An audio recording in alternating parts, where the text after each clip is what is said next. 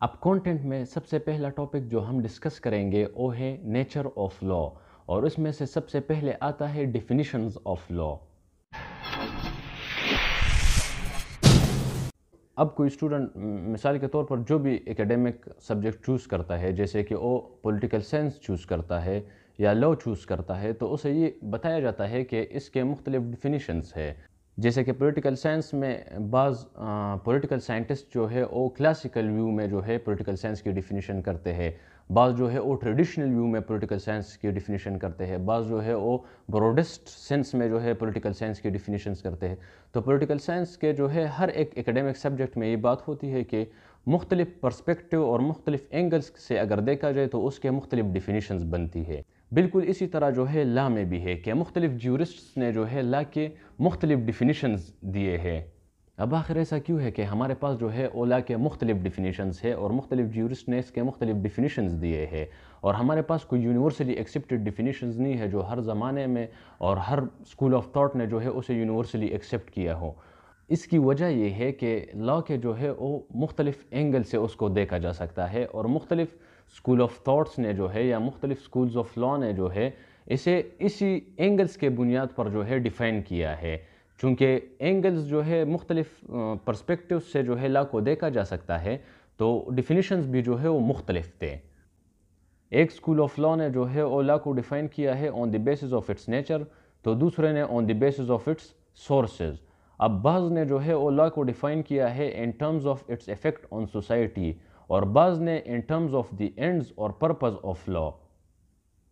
اگر ان اینگلز کو دیکھا جائے اور ان پرسپیکٹیوز کو دیکھا جائے تو ہمارے پاس لا کے جو ہے مختلف ڈیفینیشنز آتے ہیں، اور مورس بھی یہی کہتا ہے کہ لا کو جو ہے وہ ڈیفرنٹ اینگلز اور ڈیفرنٹ پرسپیکٹیوز سے جو ہے ڈیفائن کیا جا سکتا ہے۔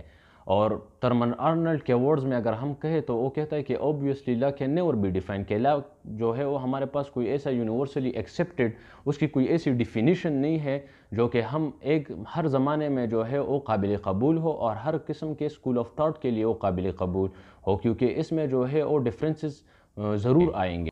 لا کی کوئی ایک ڈیفینیشن نہ ہونے کی دوسری وجہ یہ ہے کہ یہ جو ٹرمز ہے لا، جسٹس، گڈ، بیڈ، ایول، یہ ایسے ٹرمز ہے جو کہ ریلیٹیو ہے۔ اب لا کے ڈیفینیشنز اگرچہ بہت زیادہ ہے لیکن ان میں سے کچھ پرومیننٹ ڈیفینیشنز ہے۔ اب اگرچہ لا کے بہت سارے ڈیفینیشنز ہے لیکن ان میں سے کچھ ڈیفینیشنز جو ہے وہ بہت پرومیننٹ ہے جو کہ ہم اب ڈسکس کریں گے۔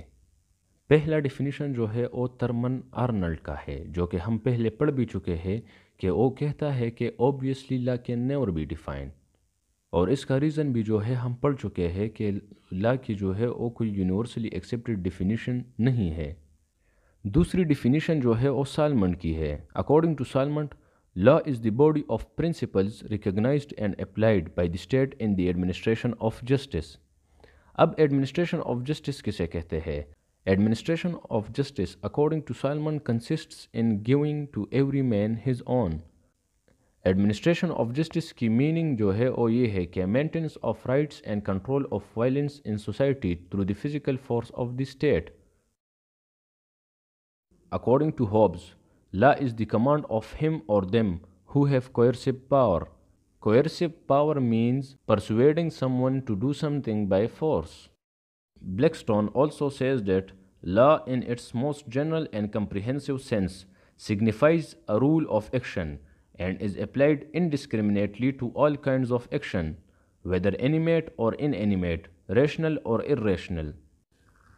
And in the last, Austin says that law is the aggregate of rules set by men as politically superior or sovereign to men as politically subject. In other words, law is the command of the sovereign. He also says in his theory, which is Austin's theory of law or positive imperative theory of law, that law is the command of sovereign. It imposes a duty and is backed up by a sanction.